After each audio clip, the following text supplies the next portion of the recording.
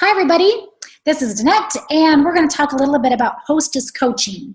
So maybe you are going to start some self-hosted classes, which in the very beginning, that is really smart. So you have all your friends and family that you want to share what essential oils are. So I always tell my new people that are starting, you're going to have about 3 self-hosted classes that you're going to have at your home or in an alternate area, maybe a coffee shop, and you're going to invite all of your friends and family to those 3 classes. So that would be a self-hosted classes. And then what you really want to do is from those initial self-hosted classes, you want somebody that has attended that to offer to host a class for you and invite their friends and family. And what this is going to do, it's going to widen your market and able you to have more contact with more people outside of just your friends and family. So I'm going to go over some tips and some reminders to kind of think about when you're either hosting a class for yourself or you have somebody that's hosting for you. So one really important thing that you need to remember is to keep it simple. Okay, so years ago when sort of home parties were a big deal, they were very elaborate, right? I remember I hosted a Silpada jewelry party years and years ago, and I think I spent close to $300 on food and drinks and wine and plates and all of this extravagant stuff to host this class to where I could get free jewelry. So it would have been smarter for me just to buy the jewelry that I wanted rather than spending all this money to host this class. So keep your classes very simple, right? Because if you have someone that comes to your self-hosted class and you have this gigantic spread of food and you have somebody that's interested in hosting a class for you, but their financial means don't allow them to spend that much money on food, they're not going to want to host a class because they don't want to have that investment. But if you come to my essential oils class and I have some bottled water where I'm putting tangerine, wild orange, lemon, slim and sassy in the water, and maybe some cheese and crackers, that is perfect. And that is very easy for your guests to duplicate if they would like to have a class. The other thing that is important to remember is this is an educational class that they're coming to. It's not a party. I never call my gatherings a party.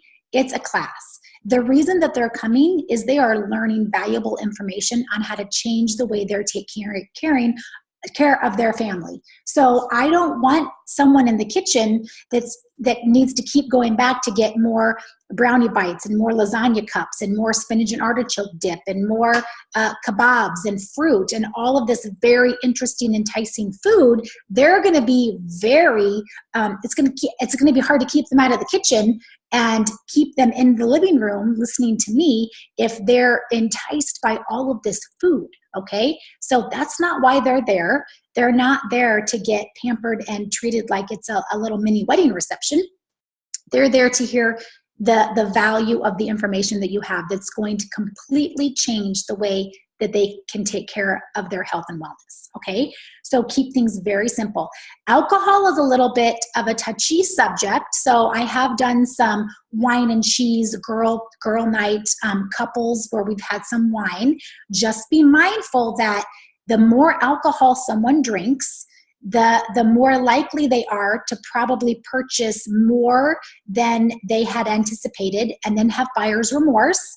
And then let's say someone comes after they drank a whole entire bottle of wine, they decide that it's a great idea to get the diamond kit, which the diamond kit is a phenomenal kit to purchase, but you can't sell a diamond kit to someone after they've drank a bottle of wine because they're not going to remember the content and the value that you've taught them.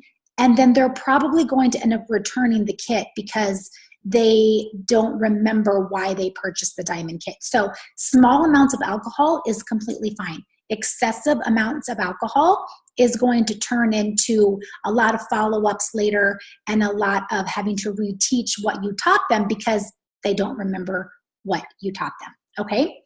Offer alternative sites. So when you're hosting a class and you ask if someone would like to host a class for you, let them know it doesn't need to be in their home. It can be in a coffee shop, it can be in a library, it could be in a hotel, it could be at the park. You could offer your home as a location. So a lot of times people, they think their house is too small, or they live too far away, or they have too many children. They don't know what to do with their children, and so they kind of use that as an excuse as to why they can't host a gathering. So help them think of alternate sites that they can use to host a class for you. The other thing to remember is help give them the wording that they can give to their guests that they're inviting.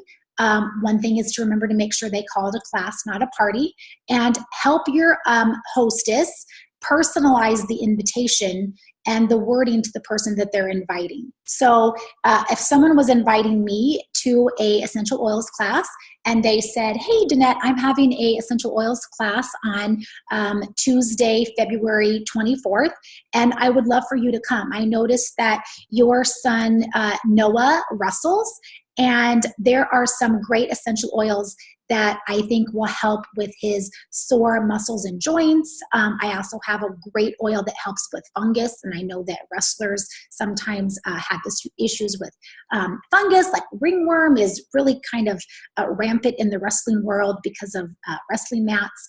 And if that was a personal invitation that I got, so I knew that person really was invested and interested in if I was coming, and she thought of a need and a solution that I might be facing, I'm going to be more inclined to come rather than if I just got I'm having an essential oils class on Tuesday, 6:30, I hope you can come.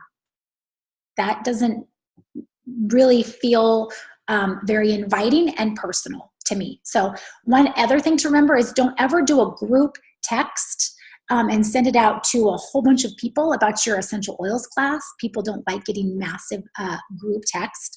Don't rely on Facebook invites or set an event on Facebook and then invite everybody that you're friends with on Facebook and then think that all these people are going to come to your class. Or just rely on email. It really needs to be a personal conversation, a personal text, a one-on-one meeting where you're actually handing them a postcard and having a conversation with them, letting them know that you really want them to come because you have some solutions for some problems that you know that they're struggling with. Be clear with your intent. So if you have a friend that you haven't talked to in a while and you really want them to come, don't call them and then have this conversation with them and then all of a sudden the last 10 minutes, bam, you're inviting them to an essential oil class. They're going to feel a little like they got like sucker punched, right? So you need to come right out of the bat and say, hey, Danette, I know we haven't talked for a long time, but I'm having an essential oils class. And you were the first person that I thought of because I remember you telling me that your daughter had suffered with eczema and I would love for her to come. It's on February 24th, 6:30. Are you open to learning more about natural forms of healthcare?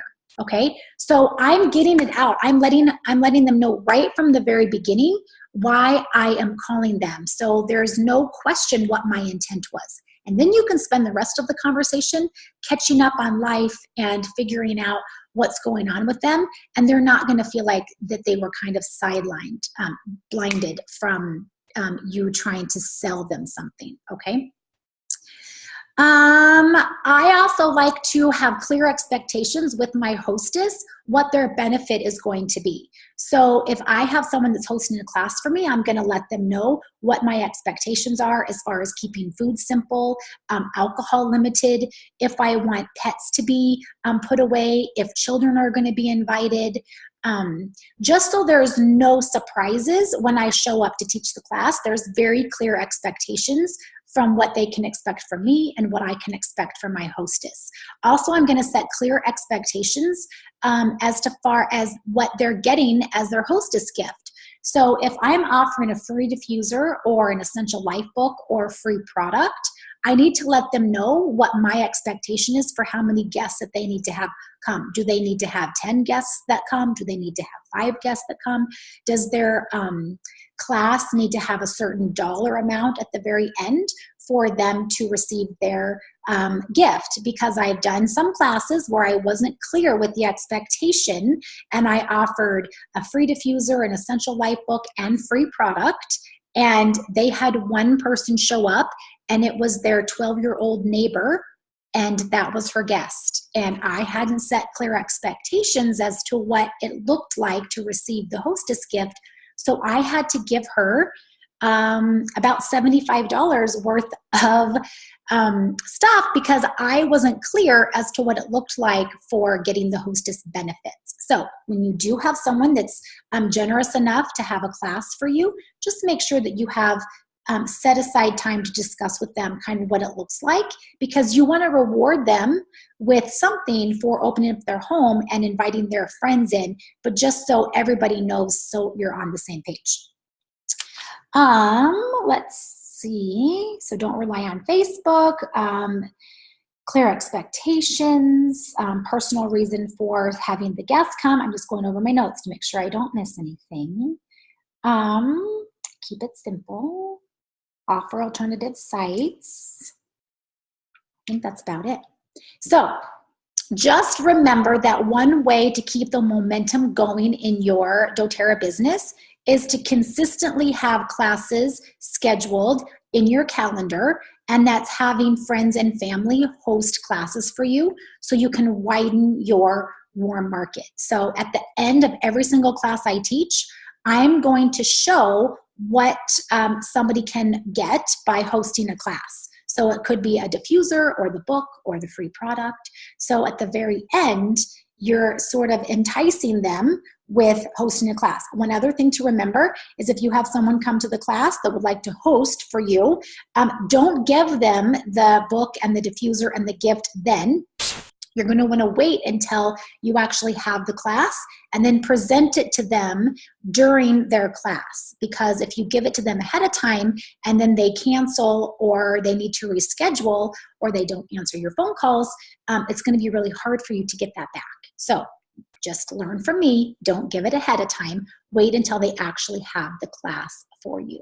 So I hope these tips are helpful when you start hosting your own classes and you start having people host classes for you. Just some things to remember to take out any of the kinks that might cause a bump in the road.